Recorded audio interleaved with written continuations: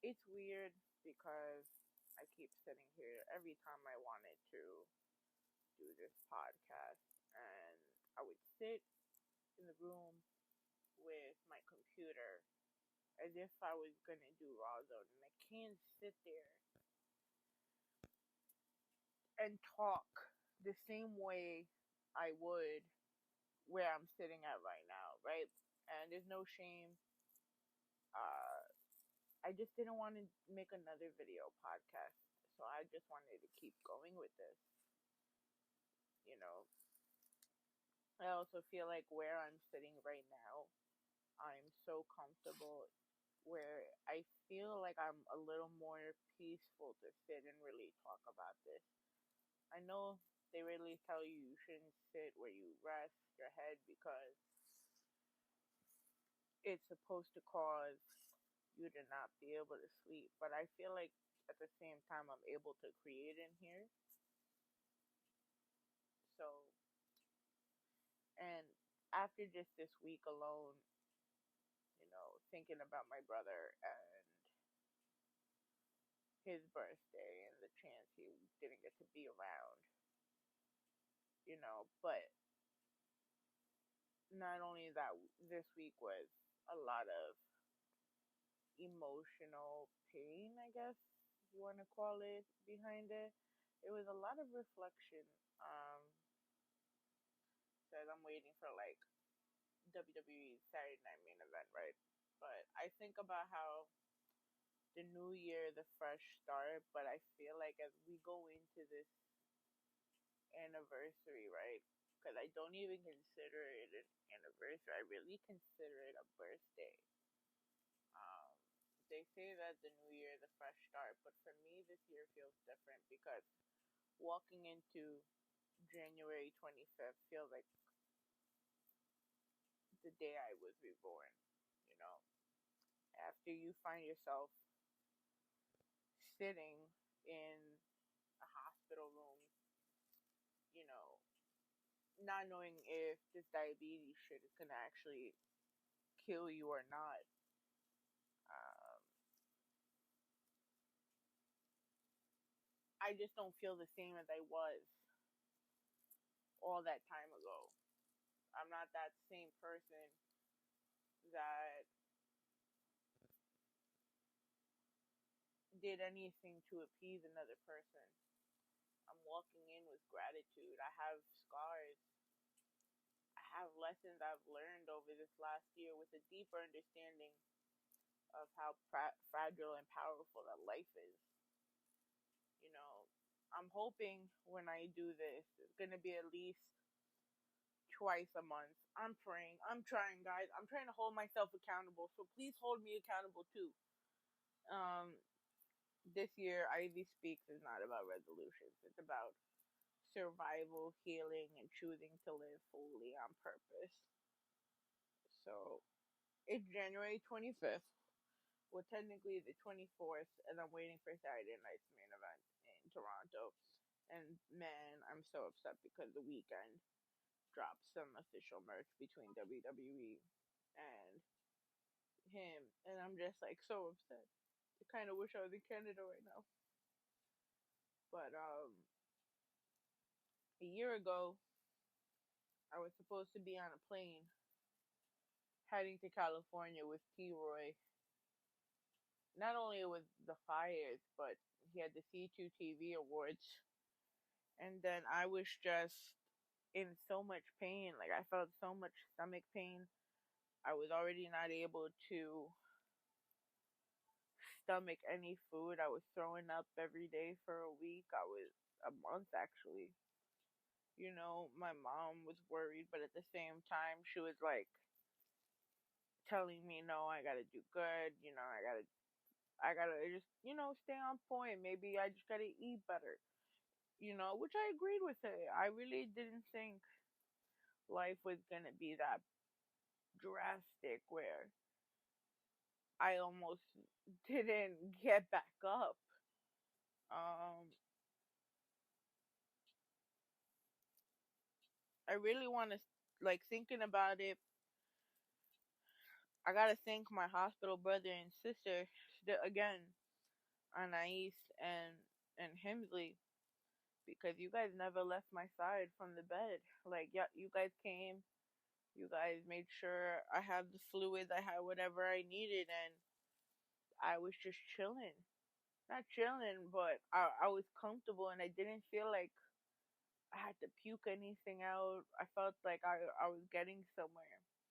And like, thank you to the doctors at Mount Sinai who really figured out what was wrong, and my doctor, Dr. Oji, for really putting me to the endocrine associates and Dr. Manessis, because there's a lot of things about diabetes, wellness, and awareness that I didn't know about, and how diabetes is connected to just not only like the pancreas and how it produces the insulin, but it the affects weight, your thyroid, and I never realized how over medicated I was, because other doctors were just primary care physicians, so they didn't know what it would take. So they used to keep putting me on 40, 50 units of insulin, and I gained a ton of weight, and it did a lot to me on a self conscious level, on just my thyroid. Like, they used to wonder why I used to make so many blood cells, white blood cells, and it would be crazy because I would kept getting medicated for different things, but nobody could figure out what was wrong with me. So the fact that there is still medical professionals that do care about people, I really just will always be grateful for that. I'm also just grateful I have my mom that just really pushed me through it, you know. But I'm really just so grateful to everyone that did support me through this last year as far as my health. You know, I've lost a lot of people in my life this year. People I thought I was going to be with for the rest of my life. People I thought that were going to be my friends for years.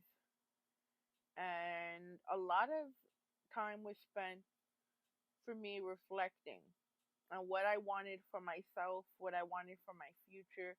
Because again, you guys know we had the fire after, and I'm not going to make this a long podcast because I'm just really grateful that this is another year of life, right?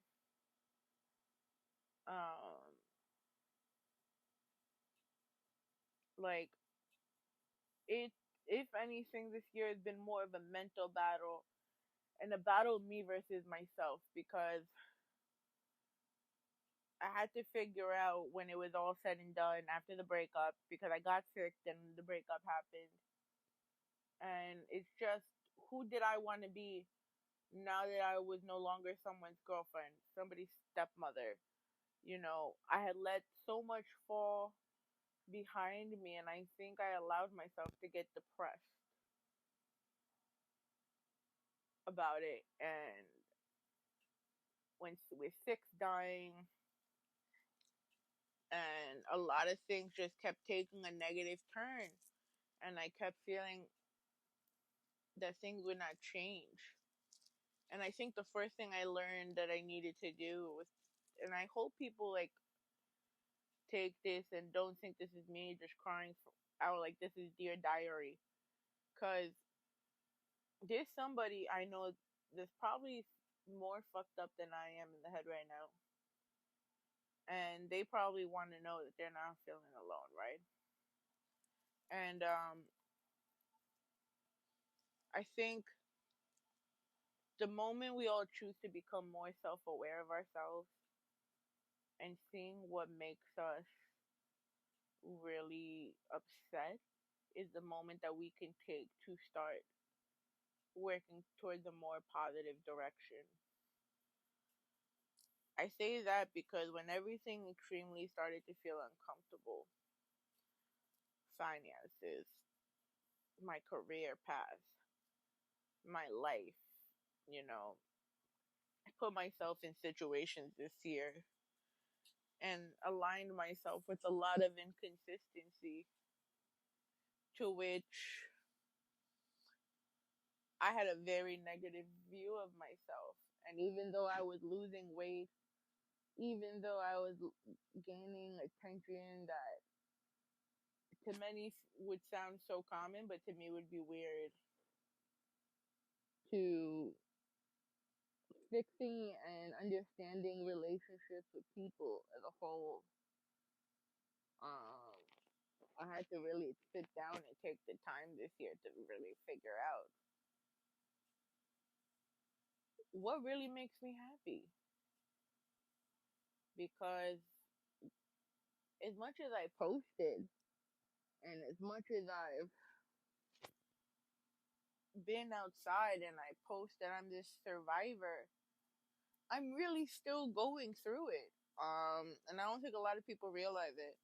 I think that it takes more than a year for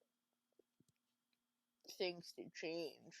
I feel like everyone expects you to move on so quick. Um, but because I, as usual, in normal Katie form, decided to let myself feel constrained out of, to feel like people's negative opinions of me were correct when they weren't. And really sat down and looked at myself, and I'm like, this person said A, B, and C about me, but I did A, B, C, and D afterwards. So who was the real problem at the end? And when I started peeling back at those negative influences, it just felt like an amazing brush of fresh air and life that I haven't seen in myself in a very long time. I started going out again with friends. You know, I spend time with my friend Jackie. I help with her kids once in a while. Uh, I'll make adventures with Aaliyah, and we'll make, you know, TikToks. And man, I don't know what I would have done without Aaliyah since college. I feel like if I ever had a sister in life that should have been born, it should have been like in my family. It should have been Aaliyah by far, by motherfucking far. You know, she always was able to get me in a way that others didn't, and she's also the only one to really have seen me after Christopher died. So I really feel like also it's a cruel joke that his birthday and the anniversary of me almost joining him fell in the same week, right? To make everything more um, complicated as far as reflecting, right? Because I'm sitting here with a whole grateful outlook of life, but at the same time, I'm just like, I'm still sad because we still have so many of our loved ones that are not here with us. You know, Six didn't get a chance to see everything or to be able to do the things he wanted to do and the things he dreamed about. And the same with my brother. We had so many things stacked against us growing up. And I can't imagine the way he left us if to be in that position to hold all that trauma that he was born into, plus the pain he carried on his own. I know a lot of people can't, will go and say don't feel guilty about it because there was nothing you can do, but everyone has a part in it. Everyone has a part in people's unhappiness, and I'm not saying what had happened to my brother was on his own accord. It was still an accident, but the life he went into because he felt like he was alone. Part of me might not ever forgive myself for it, but I know I have to make peace with the fact that he's gone. I have to make peace with that fact that he couldn't do a lot of the things that he wanted either. And the fact that he was always proud of me and I didn't know why, you know? I didn't look at it the way that other people are looking at it now. And I wish I did look at it when he was around so I could at least thank him. Because low key, he believed in me the most. But I was in so much pain that I never saw it. And I took a lot of my pain out on him. And I feel bad for it. I'm not going to lie to you. I do feel bad for it. I feel bad for a lot of things and how they played out. But I know that going into this new chapter, I have to be kinder to myself. You know, I have to let myself rest. I have to let my mind breathe. I have to keep letting myself know that I do have people on my side. I do have value. I do not need negative influences coming into my territory. I do need to monitor who's around me because even with BPD, the the emotions are still strong even though when they're regulated. That doesn't mean that they go away. Doesn't mean the intense anxiety goes away. It just means it takes a lot longer for me to try to figure it out. And I really need to thank Sarah and Anthony from BPD Beautiful to keep reminding me that it's an everyday walk. It's like that song that they used to sing in the Christmas song with Chris Kringle, put one foot in front of the other and you're gonna be walking out the door. That's literally what it is right now. I just gotta put one foot in front of the other. And now that we got through year one,